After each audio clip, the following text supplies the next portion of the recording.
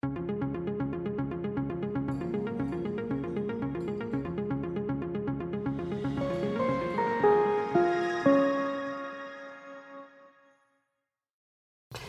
tal, amigas, amigos? Les habla Jaime Ordóñez en otro programa de La Noche Abierta que producimos acá desde el canal de la Universidad de Costa Rica para Costa Rica y el mundo, porque lo lanzamos en un canal nacional e internacional de YouTube. Tengo el gusto de presentar un tema importante, polémico para el país, que es sobre el nuevo edificio legislativo. Y tengo como invitados a uno de los grandes arquitectos de nuestro país, el rector del Instituto Tecnológico, profesor de muchísimos de los arquitectos de este país, el arquitecto Roberto Villalobos. Un gusto tenerte, Roberto, acá en La Noche Abierta. Jaime, muchas gracias por la invitación. A la orden. Y al ingeniero Marlon Velázquez. Don Marlon es ingeniero civil y participa activamente desde el proceso de la formulación, diseño y construcción del actual edificio de la Asamblea Legislativa. Y vamos a ver, ustedes saben que soy un poquito polémico y voy a plantear el título de este debate: ¿el edificio más feo del mundo o un edificio digno de la Asamblea Legislativa? Déjenme planteárselos así, señores, porque incluso he participado en el debate. Voy a tratar de ser moderador de esto. Este es un edificio ciertamente polémico, don Roberto, don Marlon. Ustedes dos tendrán que aceptarlo, independientemente de sus puntos de vista. Y empiezo con Roberto. Roberto, ¿cuál es tu punto de vista sobre esto? Creo que siempre que se señala un monstruo, hay varias posibilidades. Quasimodo, por ejemplo, en la ópera. O este criterio tuyo, que me parece un criterio muy válido desde un punto de vista subjetivo, de haber titulado el artículo que escribiste y que genera toda la polémica que existe en este momento relativo al edificio más feo del mundo. Ni siquiera te quedaste en el país ni en el continente, del mundo, dentro de ese proceso de globalización. Y creo que efectivamente atinaste desde el punto de vista de una apreciación subjetiva que no es necesariamente la más apta para poder discutir, porque entraríamos precisamente en un juicio de valores estéticos que siempre son absolutamente respetables en el otro. Creo que hay que llevar la discusión a un tema básicamente vinculado al proceso que se ha dado, a los resultados de este proceso, a las condiciones financieras del mismo, a las características técnicas del edificio, al diseño arquitectónico que prácticamente no se ha tocado, a la relación con el entorno, como valores específicos que permitan efectivamente montar una discusión técnica de alto nivel y que le permita al país conocer algo que se ha manejado secretosamente. Bueno, entonces, tu posición, Roberto, es que independientemente de las consideraciones estéticas, la estética es discutible en una sociedad. Por supuesto. Y lo que te interesa traer a la mesa hoy es el proceso administrativo, jurídico de la construcción del edificio. Yo le pedí a la Asamblea Legislativa, y quiero decirlo abiertamente, que enviaran un representante, y me complace muchísimo, don Marlon, tenerlo. Muchísimas gracias por acá, invitarme al programa. Porque, bueno, se trata en democracia de oír los dos puntos de vista y tener un sano debate sobre estos temas. ¿Cuál es su punto de vista y cuál es el punto de vista del equipo administrativo y técnico de la Asamblea que decide hacer este edificio? Bueno, es importante tal vez hacer una reseña de los antecedentes históricos que conlleva el lograr concretar esta obra de carácter público que es el edificio de la Asamblea Legislativa. La institución siempre tuvo como premisa que el edificio de la Asamblea tenía que convertirse en un hito urbano. Además de eso, tenía que dar un impacto a la ciudad. En un hito urbano. En un hito urbano. Su impacto tenía que ser importante desde el punto de vista de la ciudad, y además de eso, nosotros teníamos de ser un ejemplo en todo el sentido de la palabra, de cumplir con todos los requerimientos que el país, en este caso, ha aprobado dentro de sus leyes. Entiéndase los diferentes códigos, entiéndase los estándares internacionales que de alguna manera también nos afecta, pero que no son de acatamiento obligatorio. Y lo cierto es que desde el punto de vista de sostenibilidad, de accesibilidad, de emergencias y de todos los elementos que conlleva un edificio de esta magnitud, siempre como primera premisa fue que el edificio contemplara esos elementos. Entonces, desde el momento que se conceptualizó, que fueron las bases, digamos, del concurso que se dio en aquel momento, las diferentes propuestas que se presentaron, en su gran mayoría cumplían con esos requerimientos. Pero déjeme hacerle una pregunta ahí, don Marlon. Me acuerdo que hubo una primer ganador, una primera escogencia, que por cierto fue del mismo arquitecto que finalmente se le adjudicó y fue anulado. ¿Es cierto esa primera adjudicación? Bueno, en realidad no fue anulado. Yo creo que eso es un término. En un inicio, el jurado calificador en aquel entonces, representado por arquitectos nacionales, y don Germán Samper, que en paz descanse, arquitecto de mucho renombre, que participó en la primera Bienal de América Latina, y además de eso una serie de ingenieros. Pero la pregunta, ese diseño inicial, que me acuerdo que se pagó una suma de dinero por ese, no fue el que se ejecutó otro, ¿verdad? Ajá, ¿Es sí, así? señor. ¿Por qué razón? Bueno, ahí en su momento hubo algunos temas relacionados con el tema patrimonial, ¿verdad? Específicamente, que generó algunos roces, ¿verdad? Si quisiéramos poner un término, y desde el punto de vista de viabilidad. Se consideraba que el diseño de ese edificio no era correcto con el entorno, por eso se anuló. No, eso es una apreciación. En ese momento lo que se estaba dando era que específicamente el Centro de Patrimonio no estaba aceptando la propuesta. Ya.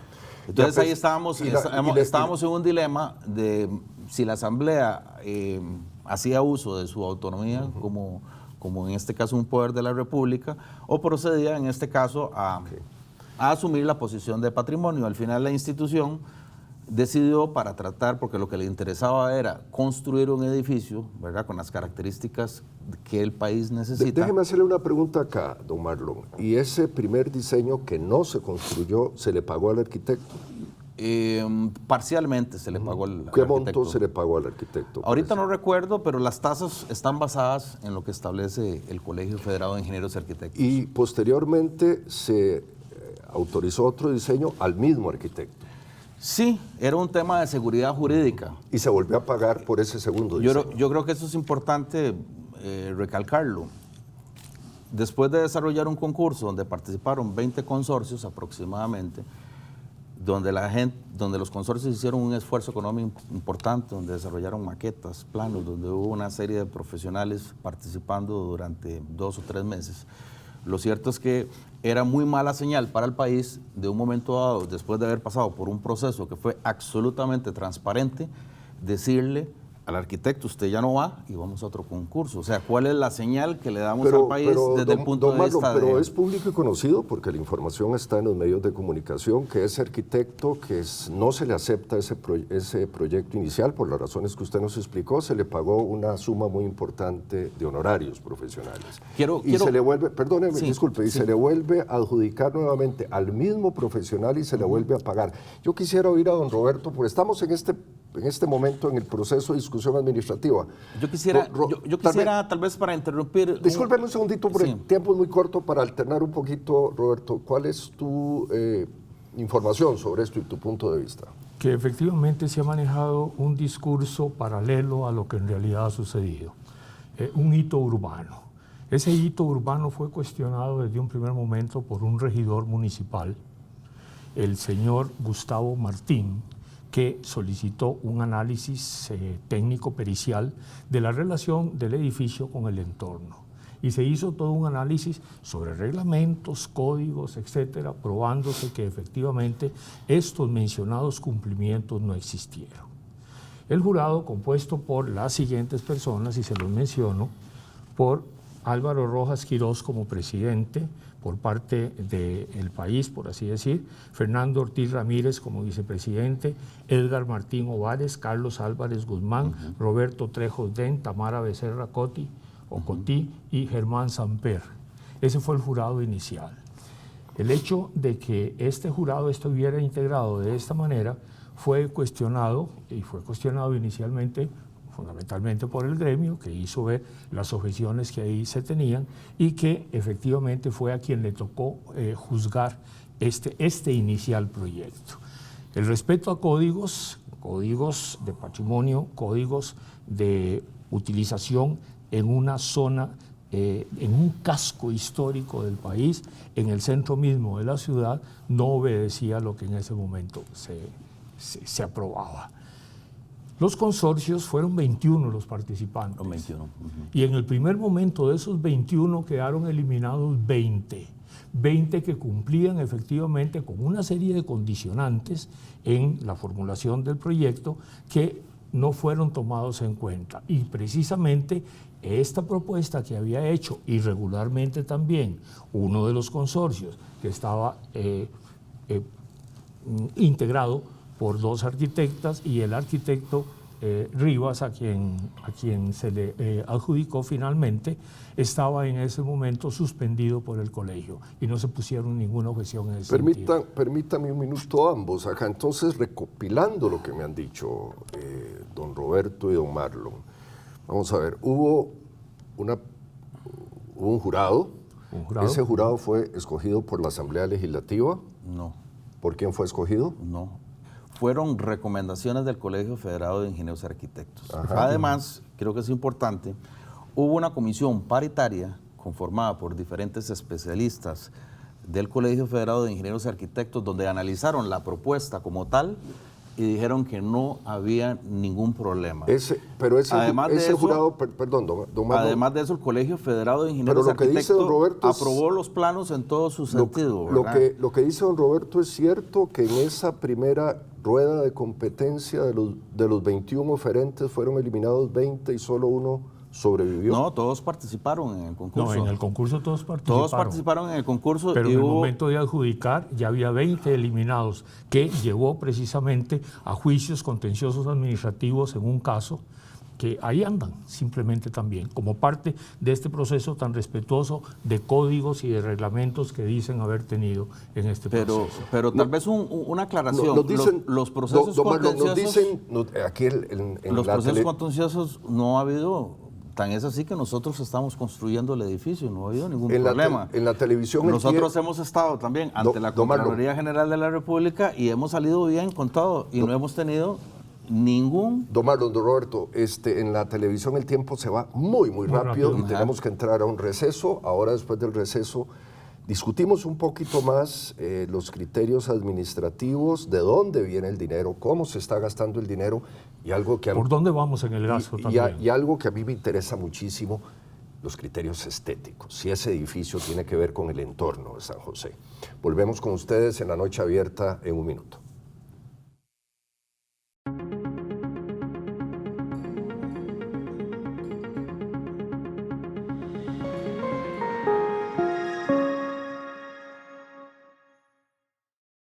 ¿Qué tal? Volvemos en La Noche Abierta, en esta ocasión con un programa muy interesante sobre el edificio de la Asamblea Legislativa. Tengo como invitados al arquitecto Roberto Villalobos y al ingeniero Marlon Velázquez. Don Roberto se opone a la construcción, se ha opuesto desde el inicio a la construcción de este edificio, y don Marlon es funcionario de la Asamblea Legislativa y defiende la construcción de ese edificio. Hablemos un poquito de los fondos, Roberto. Precisamente sí, y creo que un programa tan corto no da para entrar en mayor detalle. Los vuelvo a invitar. Claro. Y si es necesario 3 o 4 programas los tendré a todos. Perfecto. A la orden. Simplemente, en un principio, los fondos disponibles eran de un total de $60 millones, compuestos de la siguiente manera: oficinas de diputados, 31 millones, plenario y área legislativa, 26 millones, y obra urbana, obra exterior fundamentalmente, 3 millones, en total 60. El primer concurso superó esta cifra, se le pidió un ajuste en ese entonces que fue reducido a 59 millones y resto para quedar inmediatamente bajo estos 60. En la actualidad, el último dato, después de que las excavaciones produjeron una serie de incógnitas, etcétera, después de una serie de consideraciones adicionales, van ya según datos emitidos públicamente por la Asamblea Legislativa, por 112 millones con proyección a 140, pero con un techo abierto. Es decir, puede ser muchísimo más que eso. Don Antonio Ayales, en su artículo en donde decía que el edificio legislativo es un ejemplo de ahorro energético, termina su artículo, para volver después a lo que preguntaba, con la siguiente observación. El aspecto del edificio no sustituye la necesidad de analizar tanta temática importante para el país, se refiere a una serie de temáticas adicionales. Nuestras energías deberían estar enfiladas hacia análisis que fortalezcan el sistema democrático. Coincido con eso y es lo que estamos tratando de hacer por mi persona, que desde un primer momento hice mis observaciones sobre toda esta serie de condiciones, sobre todos estos procesos viciados, porque así lo digo públicamente, y porque hay una legalidad demostrable que ha sido rota y que existen documentos precisamente tramitados con una serie de alternativas. Ejemplo nada más, la famosa aprobación del segundo proyecto que fue pagado, se dice parcialmente, pero digamos en qué sentido parcialmente, y se tienen también todos los datos técnicos. En ese segundo proyecto se aprobó en un machote del Ministerio de Cultura con 3 casilleros, de los cuales se eliminaron 2, y en el último aparece simplemente una palomilla de aprobación de un proyecto, mantengamos el precio original, de $60 millones. Una pregunta, don Marlon, ¿es cierto? Déjenme preguntarle lo siguiente, sí, porque creo que es muy relevante en un país que no tiene dinero, que le acaba de cobrar a los ciudadanos una reforma fiscal durísima, ¿verdad?, aprobada por los diputados en la Asamblea Legislativa, diciéndole a cada uno de los ciudadanos que oyen este programa aquí en La Noche Abierta: pague más dinero, pague más renta, pague más IVA. ¿Es cierto que eran 60 millones y andamos por 112 millones? Bueno, voy a aclarar un aspecto que es importante. Perdón, ¿es cierto o no es cierto? Bueno, es que eso es lo que quiero explicar. Los 60 millones era de costo directo, y aquí me voy a meter en un tema mucho más amplio que es a nivel de proyecto. Los proyectos, además del costo directo, incluyen tasa de cambio del dólar, tenemos intereses y tenemos una serie de datos que necesitamos incorporar para hacer la suma total del... Yo vi el documento original de la adjudicación, déjeme decirlo, entonces, y no lo mencioné en el artículo que publiqué en el periódico La Nación, y decía 60 millones. 60 millones. Por ejemplo, EDICA se le adjudicó en 55 millones la construcción. Sí. Muy bien. Estamos hablando de costo directo. Además, dentro ¿esos del costos adicionales nos han llevado a 112 millones? Dentro del fideicomiso inmobiliario siempre se puso que eran costos referenciales. Y aquí quiero hablar ahora de un elemento de eficiencia económica que me parece importante destacar. Este edificio va a oscilar con equipamiento, con mobiliario y con todas las condiciones para un congreso en específico en menos de $30. Uno va a alquilar cualquier edificación aquí en la zona metropolitana. Pero déjeme decirle una cosa, discúlpeme, yo no soy arquitecto ni ingeniero, pero soy abogado. En fin, nadie es perfecto en esta vida. No, es que discúlpeme. Lo que quiero justificar es el buen uso de los recursos públicos. Déjeme decirle lo siguiente, en materia de administración pública, si usted adjudica algo por 60 millones, don Roberto, es razonable que exista un aumento, pero no al doble. Pero no es una adjudicación de 60 millones. Allá hay una equivocación conceptual, porque estamos en una etapa de anteproyecto y de diseño en su momento, y posteriormente los montos del proyecto que se vaya a dar. Pero en la administración pública, don Roberto, don Marlon, las adjudicaciones son dinero público, tienen un tope. Y tienen requisitos. Bueno, pero yo creo que eso es importante. ¿Cuál es el tope? Empezamos por 60. Creo que es importante aclarar un pequeño detalle. Esto es un fideicomiso inmobiliario entre el Banco de Costa Rica y la Asamblea Legislativa. La Asamblea Legislativa no ha puesto ningún colón. Pero los fondos son públicos, el fideicomiso como tal tiene que facilitarnos a nosotros. Los fondos son públicos, los pagan ciudadanos con impuestos, ¿sí o no? Respaldado por Hacienda. No, ahorita no. Mediante un alquiler. Ahorita el dinero lo están colocando. No, hay un respaldo del Ministerio de Hacienda. En el fondo los va a pagar el contribuyente. No estamos de acuerdo. Digamos, la Asamblea Legislativa, si asume un compromiso contractual... Solo déjeme decirle una cosa a ambos, discúlpenme. Un edificio legislativo es una obra pública. Y como Totalmente obra pública no la puede financiar un privado. Es el edificio más público de una Y sociedad. un hito histórico, Ese efectivamente. edificio lo vamos a pagar nosotros con nuestros impuestos. Primero, número uno. Totalmente Y de acuerdo. número dos, inicialmente estaba fijado en 60 millones. ¿Por cuánto vamos en este momento? El monto, contando intereses y contando andamos como en unos 120 a 130 millones de dólares. O sea, más del doble. Estaba en 60 y vamos 130. Pero quiero hacer una aclaración, porque aquí se está distorsionando los datos. Los 60 millones habíamos hablado de costo directo del edificio, no venía incluido ni mobiliario, ni equipamiento, ni intereses.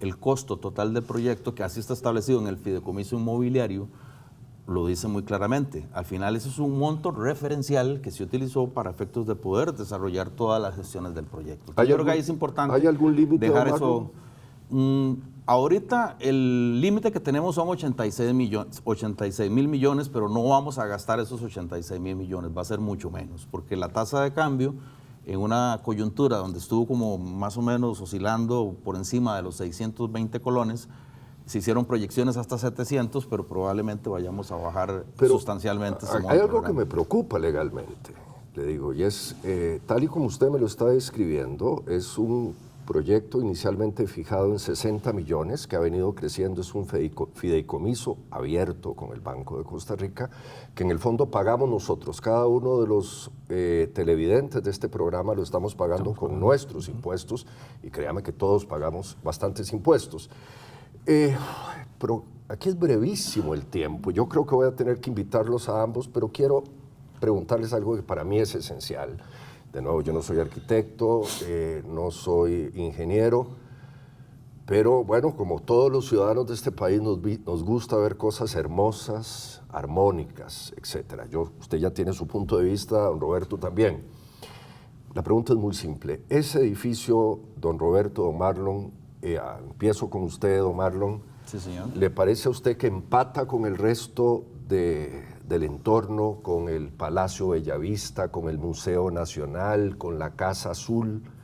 Bueno, los arquitectos plantearon... ¿Le parece adecuado? Los arquitectos, parte de lo que quisieron plasmar Porque la sociedad en su diseño... la gente ha sido muy crítica con eso. Bueno, yo creo que han habido posiciones a favor y posiciones en contra. Y todo el mundo tiene el derecho de opinar sobre una obra que en este caso es de carácter público. Y en ese sentido yo soy muy respetuoso de los criterios que se puedan emanar al respecto. Por eso lo Pero tenemos digamos, acá. desde el punto de vista de nosotros, de que ha sido el equipo técnico, que nos parece que el edificio cumple con las expectativas que requiere en este caso un parlamento. Estamos atando el Parque Nacional con el Plaza de la Democracia. Hay un elemento importantísimo que a mí me encanta, que por ejemplo la gente tiene la libertad de accesar el edificio por debajo y poder observar el plenario, poder observar todo el quehacer legislativo, y eso no se ve en ningún lado. La crítica de gente que dice que es un búnker, usted no la acepta. No la acepta. No la acepta.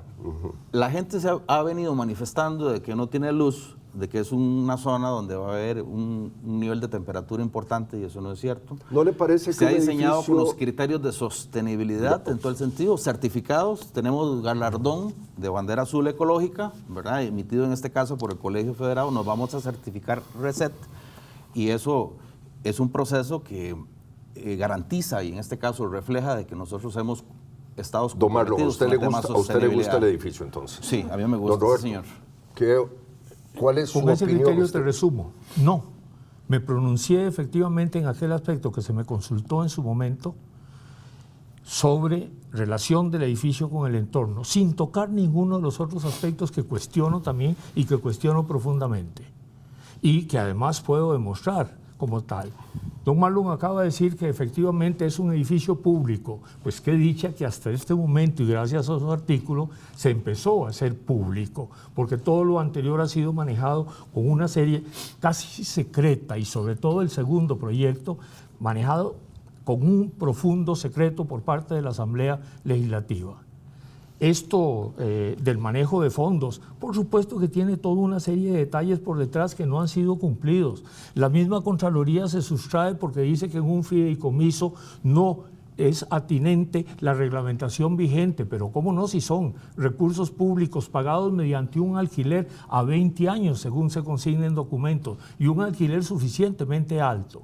Pero además de ese, del no, del no categórico y firmemente sostenido por mi parte, hay una gran cantidad de condiciones internas en el edificio que no solo en el exterior, asunto en que yo no me referí en el mismo, porque no era la pregunta que se me hacía por parte del el miembro de la Municipalidad de San José. Pero, por ejemplo, iluminación, se dice, hay un pozo central de iluminación y resulta que en este pozo central únicamente 10 días al año tiene penetración cenital. Y esto lo digo... Este punto final que nos habla el arquitecto Roberto Villalobos nos lleva a un punto esencial que va a dar lugar a otro programa. Lo hacemos. A otro programa que los invitaré a ustedes o a otras personas sobre algo que yo considero, don Roberto, don Marlon, y es que la arquitectura es democracia.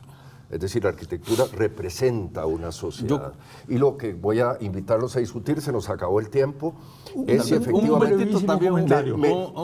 Tengo un problema seriosísimo que mis queridos amigos de cabina dicen, pero prometo invitarlos literalmente en las próximas semanas para que discutamos esto. Ya más bien estoy extralimitado 3 minutos. Don Roberto Marlon, creo que ha sido un arranque, un abrebocas de una discusión que nos va a tomar varias otras semanas. Don Roberto, don Marlon, un gusto haberlos tenido acá y a nuestros televidentes haber empezado una discusión sobre grandes temas públicos como el edificio legislativo. Para La Noche Abierta fue un gusto estar con ustedes y nos vemos en una semana.